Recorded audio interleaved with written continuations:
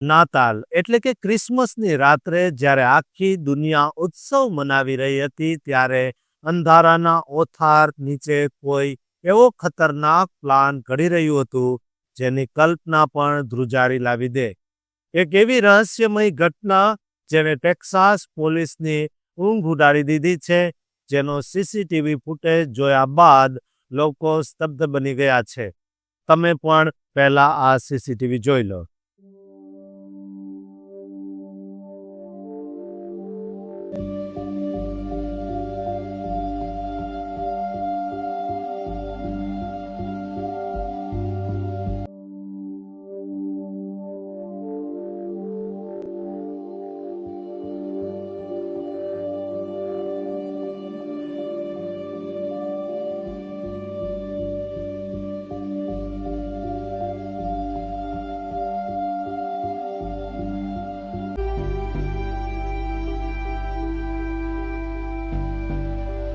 આખરે કોણ હતા એ બે નકાબધારીઓ જેણે ભર બજારે મોતનો ખેલ ખેલ્યો? શું તેઓ પોતાના મનસૂબામાં કામયાબ થયા કે પછી કુદરતે તેમને પાઠ ભણાવ્યો? શું હતું આ રહસ્ય? એક ગુજરાતીના સ્ટોરમાં ફિલ્મી ડ્રામાથી ઓછી કાંઈ ઘટના સર્જાઈ નથી. ટેક્સાસના વ્હાઇટ સેટલમેન્ટ વિસ્તારમાં 24 ડિસેમ્બર 2025ની વહેલી સવારે લગભગ 3:45 વાગ્યે જ્યારે સન્નાટો છવાયેલો હતો, ત્યારે એક સનસનીખેજ લૂંટનો પ્લાન ઘડાયો હતો.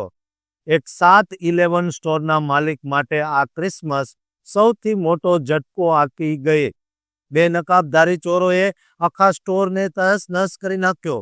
આ ચોરો ડલાસથી ચોરાયેલી એક કાળી એસયુવી ગાડીમાં આવ્યા હતા, જે તેઓએ ઘટનાના માત્ર 1 કલાક પહેલા જ ચોરી હતી. સીસીટીવી ફૂટેજમાં સ્પષ્ટ દેખાય છે બે પુરુષો જેમણે કાળી હુડી, કાળા પેન્ટ, માસ્ક અને સૌથી અજીબ વાત એ છે નારંગી રંગના ગ્લોવ્સ પહેર્યા હતા. તેઓ સ્ટોર પાસે પહોંચ્યા. એક ચોરે સ્લેજ હેમરથી સ્ટોરના કાચ તોડી નાખ્યા અને અંદર ઘૂસી ગયો.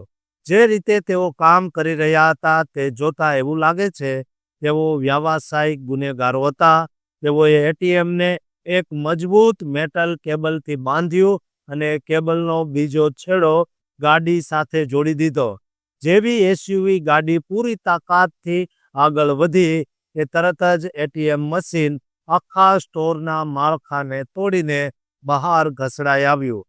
આ દ્રશ્ય એટલું ભયાનક હતું કે સ્ટોરના કાચના દરવાજા, શેલ્ફ્સ, ચિપ્સ અને કેન્ડીના પેકેટ બધું જ વેરવિખેર થઈ ગયું. પરંતુ કુદરતને કંઈક બીજું જ મંજૂર હતું, કારણ કે એટીએમ બહાર તો આવ્યું, પણ કેબલ ઢીલી પડી જવાના કારણે તે રસ્તા પર જ ફસાઈ ગયું. ચોરોએ ફરીથી પ્રયત્ન કર્યો, પણ નસીબે સાથ ન આપ્યો અને એટીએમ મશીન ગેસ પંપ પાસે પાર્કિંગમાં જ અટકી ગયું. પોલીસની ગાડીઓનો અવાજ નજીક આવતો જોઈને આ ચોરો ગભરાઈ ગયા અને એટીએમ તેમજ ચોરાયેલી ગાડી બંને ત્યાં જ છોડીને ભાગી ગયા.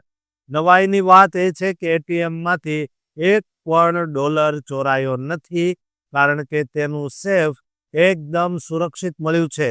સ્ટોરના માલિક ગુજરાતી છે. તેમના માટે આ બહુ મોટો આઘાત છે, કારણ કે તાજેતરમાં તેની સાથે આવું ત્રીજી વખત બન્યું છે. પોલીસને શંકા છે કે આ ટોળકી ડલાસ ફોર્ટ વર્થ વિસ્તારમાં સક્રિય છે અને છેલ્લા 2 અઠવાડિયામાં થયેલી અન્ય 2 એટીએમ ચોરીઓ પાછળ પણ આ જ લોકોનો હાથ હોઈ શકે છે. અત્યારે વ્હાઇટ સેટલમેન્ટ પોલીસ વિભાગ, ફોર્ટ વર્થ પોલીસ અને શેરીફ ઓફિસ સાથે મળીને તપાસ કરી રહી છે અને ફોરેન્સિક નિષ્ણાતો ગાડીમાંથી આંગળીના નિશાન અને અન્ય પુરાવા એકત્રિત કરી રહ્યા છે. ડિટેક્ટિવ જિયોવાની રામીરેઝ આ કેસનું નેતૃત્વ કરી રહ્યા છે અને લોકો પાસેથી માહિતી મેળવી રહ્યા છે. આ ઘટનામાં કોઈ જાનહાનિ તો થઈ નથી, પણ સ્ટોરને લાખો ડોલરનું નુકસાન થયું છે. પોલીસ અત્યારે આસપાસના સીસીટીવી અને લાયસન્સ પ્લેટ રીડર્સની તપાસ કરી રહી છે, જેથી આ નકાબધારીઓ સુધી આસાનીથી પહોંચી શકાય.